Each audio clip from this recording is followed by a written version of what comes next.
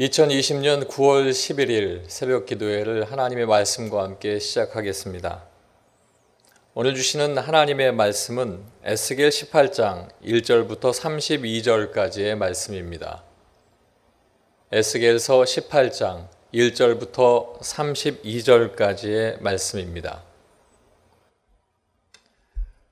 또 여호와의 말씀이 내게 임하여 이르시되 너희가 이스라엘 땅에 관한 속담에 이르기를 아버지가 신포도를 먹었으므로 그의 아들의 이가 시다고 함은 어찌 됨이냐.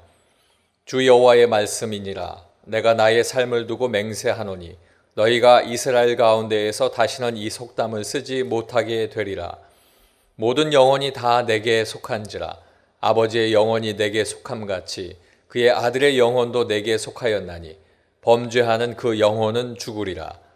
사람이 만일 의로워서 정의와 공의를 따라 행하며 산 위에서 재물을 먹지 아니하며 이스라엘 족속의 우상에게 눈을 들지 아니하며 이웃의 아내를 더럽히지 아니하며 월경 중에 있는 여인을 가까이 하지 아니하며 사람을 학대하지 아니하며 빚진 자의 저당물을 돌려주며 강탈하지 아니하며 줄인 자에게 음식물을 주며 벗은 자에게 옷을 입히며 별일을 위하여 꾸어주지 아니하며 이자를 받지 아니하며 스스로 손을 금하여 죄를 짓지 아니하며 사람과 사람 사이에 진실하게 판단하며 내 율례를 따르며 내 규례를 지켜 진실하게 행할진대 그는 의인이니 반드시 살리라.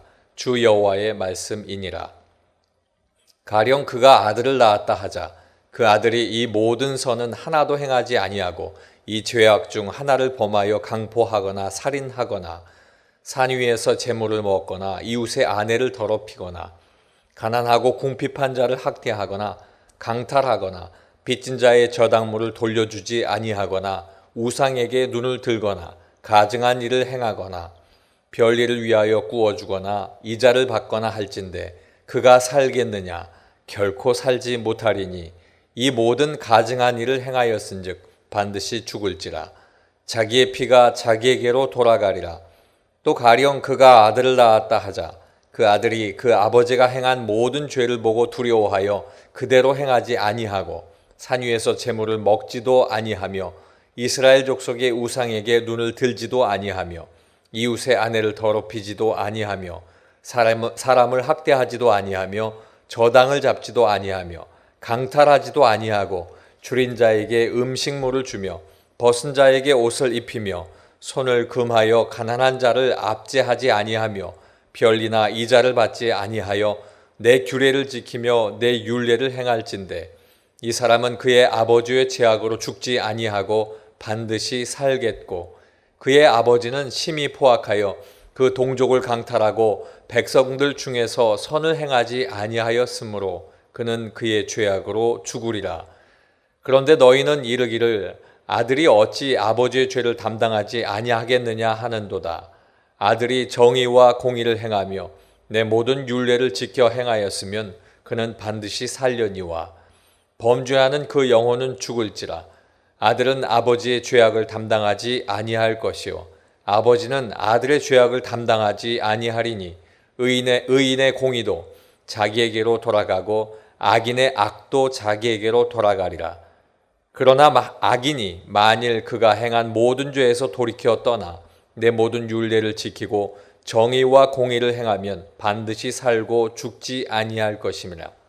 그 범죄한 것이 하나도 기억함이 되지 아니하리니 그가 행한 공의로 살리라. 주 여호와의 말씀이니라. 내가 어찌 악인이 죽는 것을 조금인들 기뻐하랴.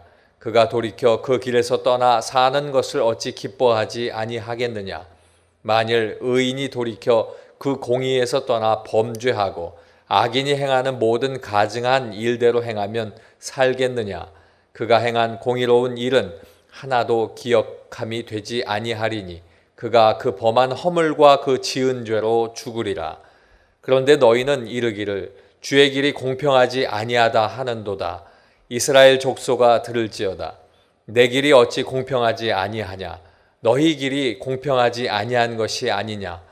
만일 의인이 그 공의를 떠나 죄악을 행하고 그로 말미암아 죽으면 그 행한 죄악으로 말미암아 죽는 것이요 만일 악인이 그 행한 악을 떠나 정의와 공의를 행하면 그 영혼을 보전하리라. 그가 스스로 헤아리고 그 행한 모든 죄악에서 돌이켜 떠났으니 반드시 살고 죽지 아니하리라. 그런데 이스라엘 족속은 이르기를 주의 길이 공평하지 아니하다 하는도다. 이스라엘 족속아, 나의 길이 어찌 공평하지 아니하냐? 너희 길이 공평하지 아니한 것 아니냐? 주 여호와의 말씀이니라. 이스라엘 족속아, 내가 너희 각 사람이 행한 대로 심판할지라. 너희는 돌이켜 회개하고 모든 죄에서 떠날지어다. 그리한즉 그것이 너희에게 죄악의 걸림돌이 되지 아니하리라. 너희는 너희가 범한 모든 죄악을 버리고 마음과 영을 새롭게 할지어다. 이스라엘 족속아, 너희가 어찌하여 죽고자 하느냐? 주 여호와의 말씀이니라. 죽을 자가 죽는 것도 내가 기뻐하지 아니하노니 너희는 스스로 돌이키고 살지니라. 아멘. 오늘 우리에게 주시는 에스겔 18장 말씀을 통해서 잘못된 생각을 바로잡아 주시는 하나님이라는 제목으로 함께 은혜를 나누겠습니다.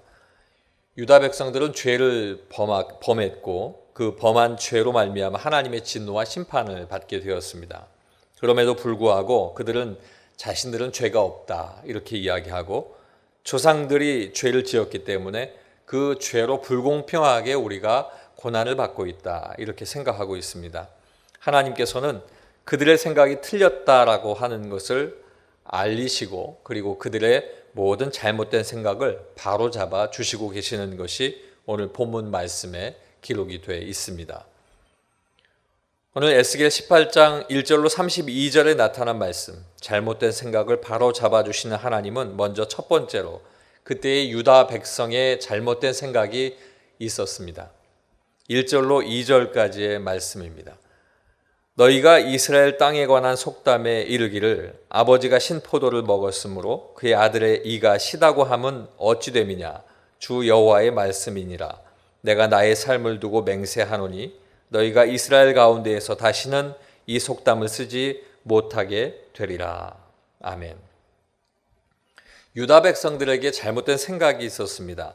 죄가 전가된다는 것, 그리고 나는 죄가 없다는 것, 그리고 나의 고난은 억울하다 하는 이 세 가지입니다. 그 가운데에 아버지가 신포도를 먹었기 때문에 아들의 이가 시다라고 하는 표현이 속담으로 드러나고 있는데 이것은 아버지의 죄의 값이 아들에게 전가된다라고 하는 생각을 그들이 가지고 있었습니다. 이것이 조상들의 죄 때문이고 나하고는 전혀 관계없는 일이라 하는 것입니다. 출애굽기 20장 5절 말씀에 아버지의 죄가 아비로부터 아들에게로 3, 4대까지 이르게 되리라 하는 말씀을 그들은 부여잡고 이 말씀이 우리에게 나타난 것은 바로 이 죄가 아버지로부터 우리에게, 조상들로부터 우리에게 계속 이어지고 있다 하는 것을 이야기하고 있습니다. 회개하지 않은 경우, 그 모든 경우에 이것을 하나님께서 그렇게 하고 회개한 경우에는 용서하심에도 불구하고 그들은 이것이 그 말씀 있는 그대로 문자적으로 해석하고 자신들에게는 죄가 없다는 주장인 것입니다. 더 나아가서 자신은 죄가 없다는 이 주장이 결국은 죄가 없는데 하나님께서 우리에게 다른 사람의 죄값 때문에 고통을 받는다는 생각으로 그들이 생각하고 있는 것을 이야기합니다. 결국은 부당하게 죄값을 받고 있다라고 하는 것입니다. 유다 백성들의 잘못된 생각입니다. 우리가 이 땅을 살아갈 때에 하나님의 말씀을 부여잡고 살아감에도 불구하고 그 하나님의 말씀을 문자적인 말씀으로만 이해하고 생각해서 그 말씀에 따라 내가 억울하다 하는 생각을 가질 때가 있습니다. 그럼에도 불구하고 하나님은 그 말씀, 그 문자적인 말씀이 아니라 그 말씀의 뒤에 나타나는 하나님의 뜻이 분명히 있는 것을 우리에게 이야기해 주고 계시는 것입니다. 두 번째로 하나님께서 답해 주셨습니다. 20절로 21절까지의 말씀입니다. 범죄하는 그 영혼은 죽을지라 아들은 아버지의 죄악을 담당하지 아니할 것이요 아버지는 아들의 죄악을 담당하지 아니하리니 의인의 공의도 자기에게로 돌아가고 악인의 악도 자기에게로 돌아가리라. 그러나 악인이 만일 그가 행한 모든 죄에서 돌이켜 떠나 내 모든 율례를 지키고 정의와 공의를 행하면 반드시 살고 죽지 아니할 것이라. 아멘. 유다 백성들은 죄가 전가된다라고 생각하고 있지만 하나님은 처음부터 아버지는 그 자식을 위해 죽음을 당하지 아니하고 자식은 그 아버지로 인해서 죽지 아니한다. 오직 각 사람은 자기 죄에 죽음을 당한다라고 확정지어서 말씀해 주시고 계시는 것입니다. 그리고 각 사람은 오직 그가 지은 죄값에 따라 심판을 받게 되는데 그럼에도 불구하고 사랑과 긍휼이 많으신 아버지 하나님, 사랑과 긍휼을 베푸시는 하나님은 인간의 그 약함을 아셔서 용서의 기회를 주신다는 것을 또 알게 하시고 계십니다. 용서의 기회라고 하는 것은 회개입니다. 하나님 앞에 회개할 때에 하나님께서 허락받는 그 긍휼을 하나님께서 보이시고 그 긍휼함으로 말미암아 용서의 기회를 받게 되는데 죄인이 그 죄에서 돌이켜서 하나님에 나아가 하나님의 의를 구하고 하나님 앞에 바른 생각과 바른 행동으로 바로 잡아갈 때에 회개한 그에게 하나님의 용서가 있다라고 하는 것을 의미하고 있습니다. 이것이 바로 하나님께서 유다 백성들에게 주시는 답이었습니다. 이처럼 하나님은 우리에게 우리의 모든 것들이 약함을 아시고 회개할 수 있는 창구를 마련해 주셔서 그로 말미암아 하나님과의 관계가 늘 온전히 가까이 할 수 있는 관계가 되기를 하나님은 원하고 계시는 것입니다. 사랑하는 성도 여러분, 잘못된 생각이 있어도 말씀으로 내가 바로 잡아 하나님 앞에 바로 나갈 때 하나님께서는 그 모든 것들을 이해하시고 용서를 구하는 자에게 용서함을 주시는 긍휼하심이 넘치시는 아버지이신 것을 꼭 깨닫기를 간절히 소망합니다. 마지막 세 번째는 하나님의 뜻은 범죄한 사람의 돌이킴에 있습니다. 31절로 32절의 말씀입니다. 너희는 너희가 범한 모든 죄악을 버리고 마음과 영을 새롭게 할지어다. 이스라엘 족속아, 너희가 어찌하여 죽고자 하느냐? 주 여호와의 말씀이니라. 죽을 자가 죽는 것도 내가 기뻐하지 아니하노니 너희는 스스로 돌이키고 살지니라. 아멘. 유다 백성들만 하나님께 범죄한 자로서 지금 심판을 당하고 있는 것이 아닙니다. 지금을 살고 있는 저와 여러분 모든 사람도 하나 없이 예외 없이 하나님 앞에 범죄한 죄인인 것을 로마서 3장 10절로부터 말씀하고 계십니다. 그럼에도 불구하고 우리 인간들은 자기 죄를 알지 못합니다. 자기 죄를 알지 못한 채 이것이 부당하다, 이것이 억울하다 이야기하고 있습니다. 그 고통이 심해지면 심해질수록 하나님 앞에 내가 받는 그 부당함과 억울함은 더 크게 원통함으로 고백되어지는 것입니다. 결국에 나아가면 하나님은 없다라고 생각하는 큰 죄에 이르게 됩니다. 자신의 죄를 덮기 위함입니다. 하나님이 안 계시다는 것은 죄의 기준이 없어지는 것이고 결국에는 하나님이 자기의 주인이 아니라 내가 주인이 되어서 그 죄를 내가 관리할 수 있다라고 생각하는 것, 현대인이 생각하고 있는 큰 오류가 될 수 있는 것입니다. 그러나 아무리 자기 죄를 부정해도 죄의 실제적인 그 원죄는 사라지지 않습니다. 그 없어지지 않는 죄는 범죄한 사람에게 죄값을 묻게 되는데 그 죄의 값은 로마서 6장 23절 말씀에 사망이다라고 말씀하고 있는 것입니다. 이 사망은 육체의 사망에서 끝나는 것이 아니고 결국에 나아가서는 영혼까지 다시 나올 수 없는 고통의 장소로 가게 되는 둘째 사망까지 포함하고 있는 것을 요한계시록 20장 11절 이후의 말씀을 통해서 이야기하고 계십니다. 하나님은 죄를 범한 사람이 회개하면 죄를 용서하신다고 하셨습니다. 이 한정적인 용서, 죄의 본질에 대한 용서가 아닌 그의 행한 죄에 대한 용서입니다.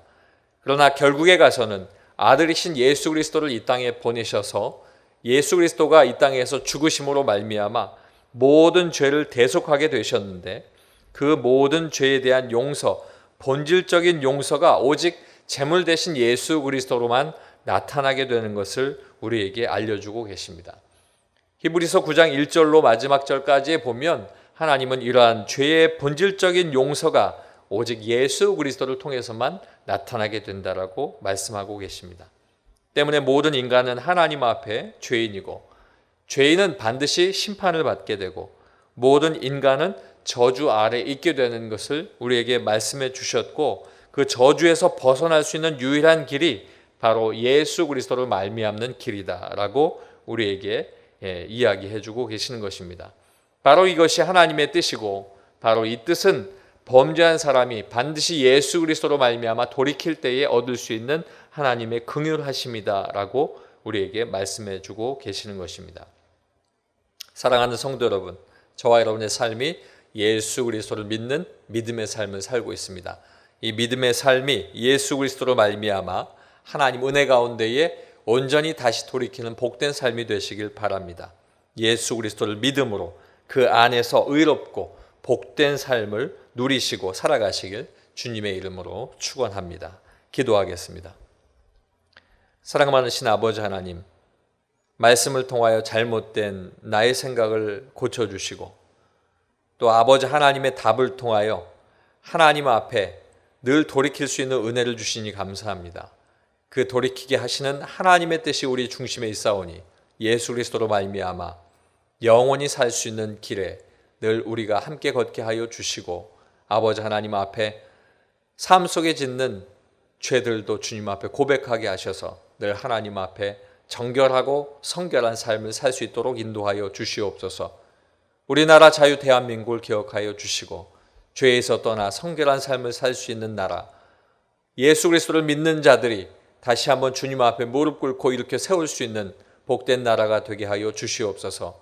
이 땅에 세워주신 우리 은혜광성교회를 기억하여 주시고 아버지 하나님의 뜻을 따라 교회가 세워지고 우리가 하나 되어 하나님 앞에 한 공동체로서 믿음으로 나가고 있사오니 모든 믿음의 공동체 한 분 한 분을 주님께서 지켜주시고 하나님의 은혜로 붙들어 주셔서 한 사람도 하나님의 은혜 가운데 벗어남이 없도록 주께서 함께하여 주시옵소서. 성전이 건축되어져 가고 있습니다. 우리의 기도와 우리의 헌신과 하나님의 계획하심 속에 건축되어져 가고 있사오니 건축되어져 가는 과정 모두가 하나님의 은혜로 완전히 하나님께 세워지는 그날까지 멈춤 없게 하여 주시고 하나님께서 지키고 보호하여 주시옵소서.